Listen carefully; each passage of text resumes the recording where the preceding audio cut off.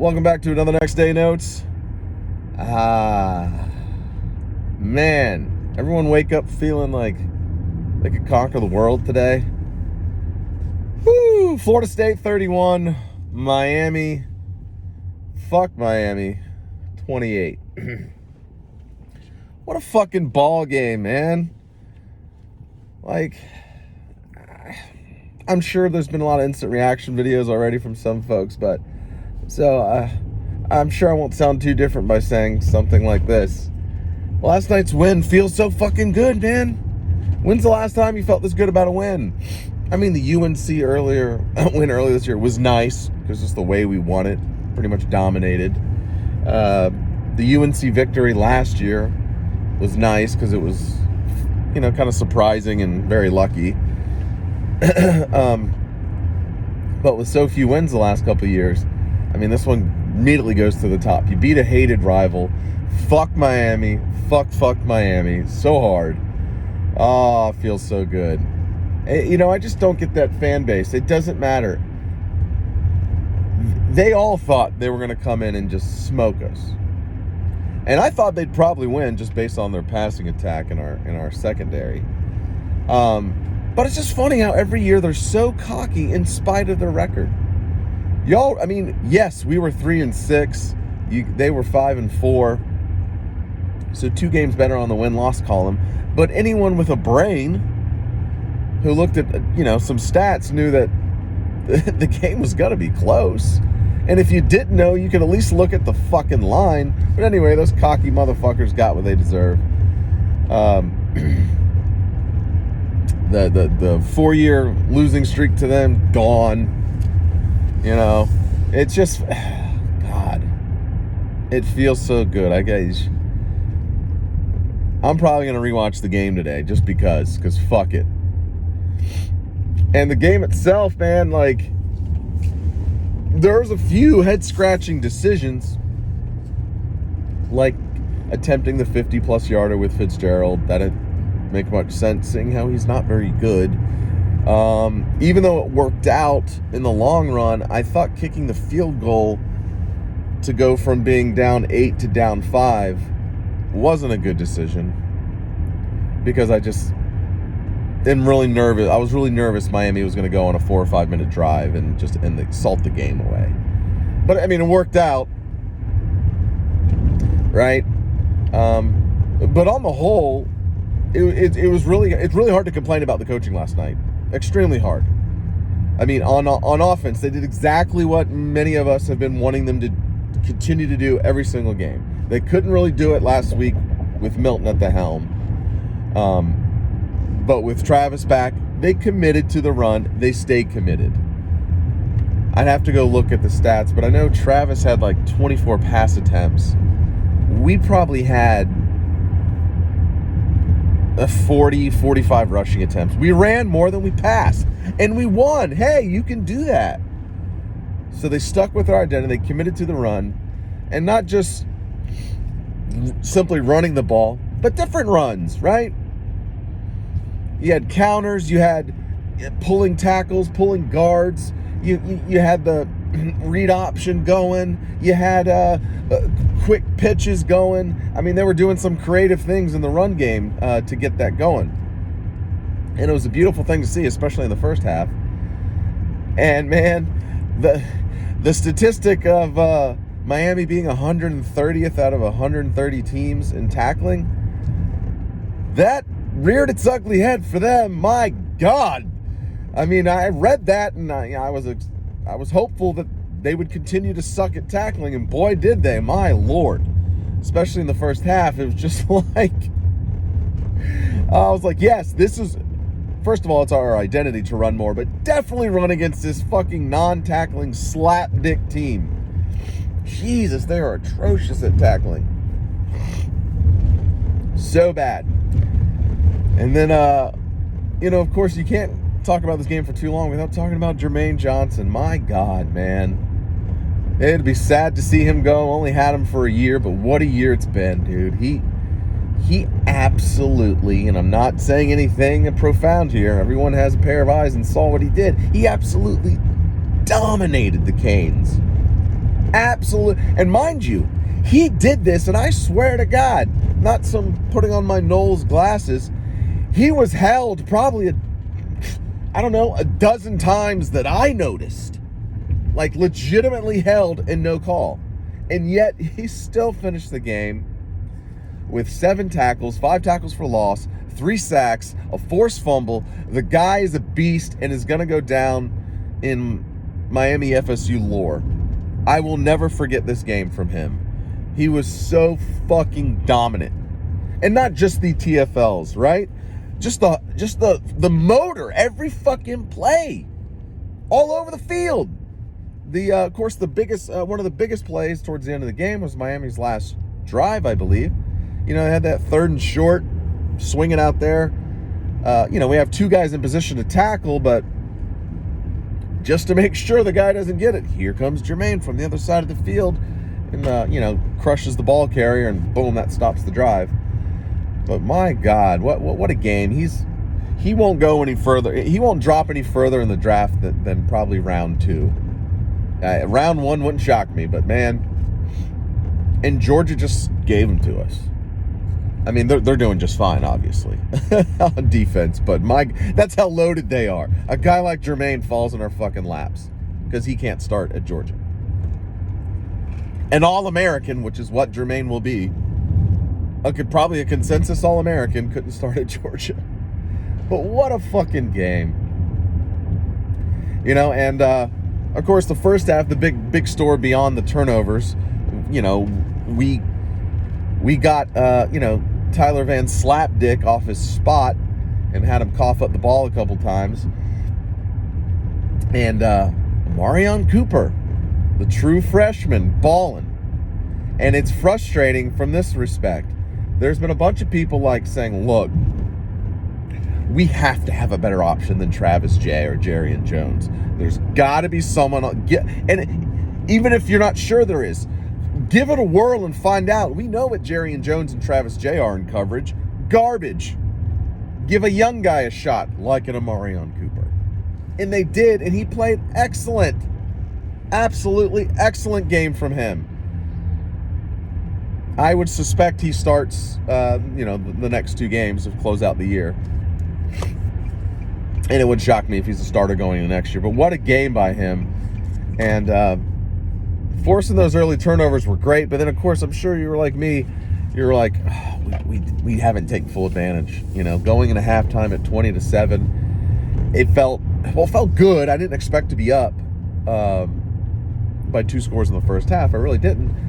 But it still felt disappointing because it's we should be up minimum 3 scores right now. Minimum. We had some red zone buffoonery, or even when we sniffed the red zone. If we were on the 40 or 30, somehow we just kind of bogged down and couldn't capitalize. But so that was, I was never confident. When it was 17-0, I wasn't confident the game was in hand.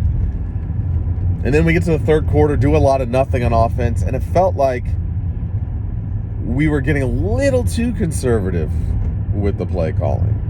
I get it, because they committed to the run, no doubt. But he had some conservative calls with some QB draws and just some really vanilla runs, just up the middle, just not really getting too creative like they were, just kind of playing it safe. That's what it felt like.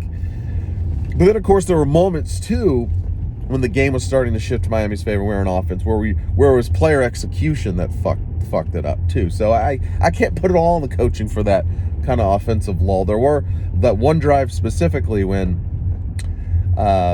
Travis was trying just a really short pass to Corbin. It's a little dink and dunk little pass, and completely blows the easy throw. And it's a shame, because Corbin would still be running if he got that. I mean, there was green ahead. There was blockers out in front. Beautiful call.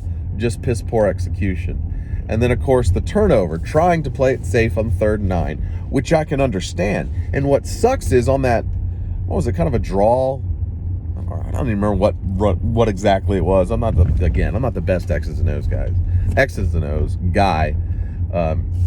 But, Corbin fumbles the handoff. And that looked like a promising play, because I think you had an offensive lineman or two pulling it. You look like you were about to go off that left side and have room to do some work. So that was unfortunate, and it was a matter of time before Miami's passing offense got going. I mean, Van Slapdick has got a fucking cannon for an arm. They have weapons out wide. Eventually, they were going to hit some stuff, and they did. But on the whole, you know I don't like Fuller, especially on the recruiting trail. And one game doesn't make a resume, and I would not be sad if he was replaced, even after this game. But you got to give credit where it's due. The defense came to play. Absolutely came to play. The defensive line did their thing like they've done most of the year. But the secondary, like how often did you see a guy just running free? I know they missed one opportunity. I think it was in the first half where they had a guy running free behind the coverage, but Tyler threw it too far. But other than that, I mean, everything, pretty much everything, maybe one or two plays here or there, but on the whole, every play was challenged. Every run was challenged. There was always a guy in position. They made Miami earn it, by and large. Again, exceptions of a play here or there, but they made Miami earn everything they got. So, tip of the cap to Fuller for last night's game plan. I mean, that was excellent. It really was. I think Miami finished the night with like 360 yards. Tyler Van Slapdick only had like 6 yards per pass attempt, which is god-awful. Of course, the turnovers that were forced. So just a great game plan by Fuller. Excuse me. And then, I'm home now, so I guess I'll wrap up. But, again, very little to complain about after a win over Miami. Maybe if I rewatch, I could find some more things, but it just doesn't feel like worth it. There was, a few head-scratching decisions made by Norvell, but on the whole, you love the game plan, both offensively and defensively. You stuck to your identity on offense. You made them earn everything on defense. And that's a real, ambiguous description of the game plan, but, I mean, it's kind of what went down. Sometimes it's that simple. Stick to what you do well, and if you're limited in the back half of your defense, just keep everything in front of you. And that's pretty much what they did. It was fucking awesome. 31-28. The streak is fucking over, and it feels so fucking good. And just enjoy it today. I'll move on tomorrow and start thinking about the next game. But wouldn't it be great if they somehow found a way to backdoor into a bowl game if they win the next two? Both winnable games. Said it before. BC is pretty not very good. Not that we're great, but they're not very good. I know it'll be tough because it'll be on the road. It'll be cold. In that regard, it'll be tough. And of course, UF, yeah, you won. You scored 70 points or whatever, but you let Samford throw up 50 plus on you. That team appears to have quit. At least many players on that team appear to have quit. You can't explain away 50 plus points allowed to Samford without using quit as a reason. That's the most logical. It's not physical, right? Your X's and O's can't be that fucking bad. It's got to be effort. And I watched a little bit of that game, and man, that D-line time and time again, and I've seen it before. I know slapdickery when I see it, having rooted for FSU these last few years, or watching FSU games the last few years, been rooting for FSU for like 30 years. But the D-line, it's like the ball snapped. They kind of just leaning on the offensive line, playing patty cake. Not every lineman of theirs, but by and large, when I was watching, I'm like, I've seen that before. They've checked out. So that game's winnable in the swamp. We'll talk about that when the time comes, but yeah, find a way to win the last two, or at the very least, beat UF. Hey, man, 5-7 it sucks generally, but if 2 of those 5 wins are UF for Miami, call this season a success in my eyes, in spite of all the slapdickery earlier in the year. But we'll see how it plays out. And this win was so huge, of course, for Norvell, the fan base, the recruits. We've already had a transfer offensive lineman from Lamar University commit today. 6'6", 350 pounds, offensive tackle. Don't know if he's any good. Don't really care. We need that size on the roster. We need the depth, that offensive tackle. Come on down, big man. We'll see. Marvin Jones Jr. tweeted out that he has an announcement at 2 p.m. I can't imagine it being another like top schools announcement. I mean, you're coming off the high off that Miami game. I'm crossing my fingers.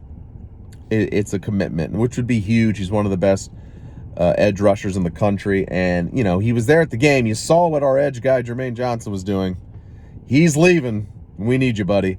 We'll see if maybe one or two other guys pop over the coming days, but huge for recruiting. I can't understate that. Absolutely huge.